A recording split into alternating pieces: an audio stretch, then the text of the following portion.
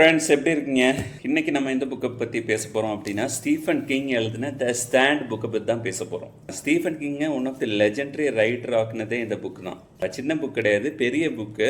Approximately ஒரு 1100 pages இருக்குது. இந்த புக்கை நான் ஒரு 10 இயர்ஸ் முன்னாடி படித்தேன். காலேஜ் படிக்கும்போது படித்தேன். கொஞ்சம் விலையில் அதிகமான பேஜஸ் கிடைக்கிற புக் ஏதாச்சும் இருக்கிறதான்னு பார்த்தேன். த ஸ்டாண்டு வந்து என் கண்ணில் பட்டுச்சு. சரி, ஆர்டர் பண்ணி படிப்போம்னு சொல்லிட்டு படித்தேன். ஆனால் நான் படித்ததுலேயே one of the best books. 10 வருஷமாக என் கண்ணில் நின்ன ஒரு புக்குன்னு என்னன்னு கேட்டிங்கன்னா அது ஸ்டாண்டு தான். அதுக்கப்புறம் தான் எனக்கு தெரிய வந்துச்சு இது one of the famous legendary book அப்படின்னு சொல்லிட்டு.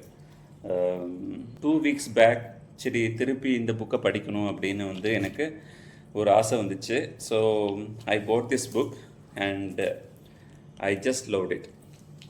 இந்த புக்கோட ப்ளாட்டை பற்றி கேட்டிங்க அப்படின்னா ஸ்பாய்லர்ஸ் ஒன்றும் கிடையாது, நான் சும்மா ஓவர்வியூ தான் கொடுக்குறேன்.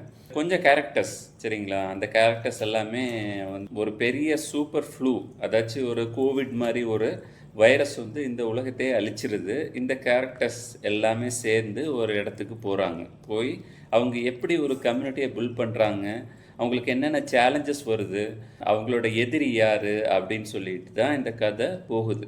சயின்ஸ்ஃபிக் கதை கிடையாது, சயின்ஸ்ஃபிக் ப்ளஸ் ஒரு சூப்பர் நேச்சுரல் ஸ்டோரி அப்படின்னு கூட சொல்லலாம். டிஃப்ரெண்ட்டாக இருக்கும்னு வச்சுக்கோங்களேன். கேரக்டர்ஸுக்கு நிறைய ட்ரீம்ஸ் வரும், ஒரு சூப்பர் நேச்சுரல் திங்ஸ் எல்லாமே நடக்கும்.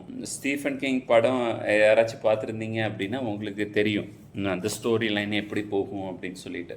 இந்த மாதிரி பெரிய புக்ஸை படிக்கும்போது நீங்கள் வந்து அந்த கேரக்டர்ஸுக்கு உள்ளே போயிடுவீங்க சரிங்களா. அந்த கேரக்டர் பில்டப் வந்து நல்லா இருக்கும். அதனால இந்த மாதிரி புக்ஸை இப்போ நீங்கள் படித்து முடிச்சிங்க அப்படின்னா வந்து அந்த கேரக்டர்ஸ் வந்து உங்கள் மனசுக்குள்ளே நிற்கும். One of the best book, you should try it. இனிமேல் ஸ்பாய்லர் அலர்ட் வரும். புக்கை படிக்காதவங்க இந்த புக்கை போய் படிச்சுட்டு வந்துடுங்க.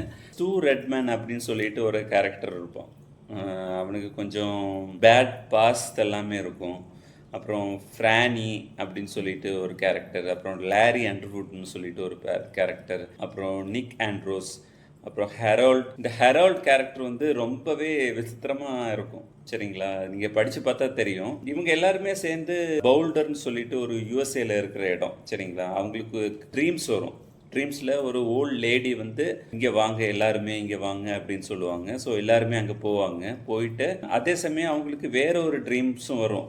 ஒரு டார்க் மேன் அப்படின்னு சொல்லிட்டு ஒரு ஈவில் கேரக்டர். அந்த ஈவில் கேரக்டரும் இந்த ஓல்ட் லேடி பீப்புளை கேதர் பண்ணுற மாதிரி இவனுமே யூஎஸ்ஏவோட வெஸ்ட் சைடில் வந்து பீப்புளை கேதர் பண்ணுவான். கேதர் பண்ணி நல்லவங்களை அழிக்கிறதுக்கு திட்டம் போடுவான். இவங்க வந்து அதை எப்படி டேக்கிள் பண்ணுறாங்க அப்படின்னா கதை போகும். புக்கை வந்து ஐ திங்க் ஒரு 3 or 4 செக்ஷன்ஸாக பிரிச்சிருப்பார் ஸ்டீஃபன் கிங். ஃபர்ஸ்ட் செஷனில் வந்து அந்த சூப்பர் ஃப்ளூ, அதாச்சும் இந்த வைரஸ் எப்படி ஸ்ப்ரெட் ஆகுது, சொசைட்டியில் எந்த மாதிரிப்பட்ட கலாமிட்டிஸ் நடக்குது, மக்கள் அதை எப்படி எதிர்கொள்கிறாங்க அப்படின்னு சொல்லிட்டு ஃபஸ்ட் பார்ட் போகும். அதே சமயம் கேரக்டர் பில்டப்பு, கேரக்டரோட ஹிஸ்ட்ரி எல்லாமே ஃபஸ்ட் பார்ட்டில் போகும். செகண்ட் பார்ட்டில் இவங்க எல்லாருமே வந்து அந்த பவுல்டர் அப்படின்னு கொலராடோ பவுல்டர் அப்படின்னு சொல்கிற ஒரு இடத்துல போய் எப்படி சொசைட்டியை ஃபார்ம் பண்ணுறாங்க. ரொம்ப இன்ட்ரெஸ்டிங்காகவே இருக்கும் சரிங்களா. கோவிட் நமக்கு உணர்த்துச்சு இந்த உலகம் வந்து எவ்வளோ வல்னரபிளான உலகம் அப்படின்னு சொல்லிட்டு. ஸோ அந்த மாதிரி இந்த கதையில் நடக்கிற மாதிரி ஒரு சுச்சுவேஷன் அமைஞ்சால் நடக்காது சொல்கிறேன். எப்படி சொசைட்டி ஃபார்ம் ஆகும் அப்படின்னு சொல்லிட்டு அழகாக விவரிச்சிருப்பார் ஆத்தர். இந்த புக்கை படித்ததுக்கப்புறம் தான் ஸ்டீஃபன் கிங்கை பற்றி எனக்கு தோணுச்சு, சாதாரண ஆள் கிடையாது, நிறைய நாலேஜ் அவருக்கு இருக்குது அப்படின்னு சொல்லிட்டு. ஈவன் மெடிக்கல் நாலேஜ் கூட அவருக்கு நிறையவே இருக்குது. பார்ட் 2ல் வந்து அந்த சொசைட்டியை எப்படி பில்டப் பண்ணுறாங்க அப்படின்னு சொல்லிட்டு. பார்ட் 3ல் அந்த ஈவில் மேனோட பிளான்ஸ் என்ன, அவனை எப்படி டேக்கிள் பண்ணுறாங்க அப்படின்னு சொல்லிட்டு. பார்ட் 3 அண்டு பார்ட் 4 இருக்குதுன்னு நினைக்கிறேன். பார்ட் 4ல் வந்து ஒரு அட்வென்ச்சரஸ் ஜேர்னி மாதிரி இருக்கும். ஸ்டூ ரெட்மேனோட அட்வென்ச்சரஸ் ஜேர்னி. அது சில பேருக்கு போர் அடிக்கலாம், சில பேருக்கு பிடிச்சிருக்கும் அந்த அட்வென்ச்சரஸ் ஜேர்னி. டாம்னு சொல்கிற ஒரு கேரக்டர் கூட ஒரு அட்வென்ச்சரஸ் ஜேர்னி நடக்கும். Must read book.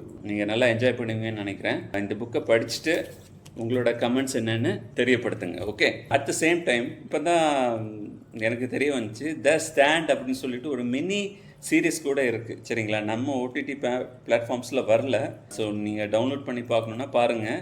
புக்கை படிச்சுட்டு பாருங்கள், அது ரொம்ப இன்ட்ரெஸ்டிங்காகவே இருக்குது. தனியாக பார்த்தீங்க அப்படின்னா அந்த மினி சீரீஸ் கேரக்டர் டெவலப்மெண்ட் நல்லா இல்லை அப்படின்னு தான் சொல்லுவேன். But it's worth watch. IMD rate 5.9 தான் இருக்குது. பட் எனக்கு ரொம்ப பிடிச்சிருந்து.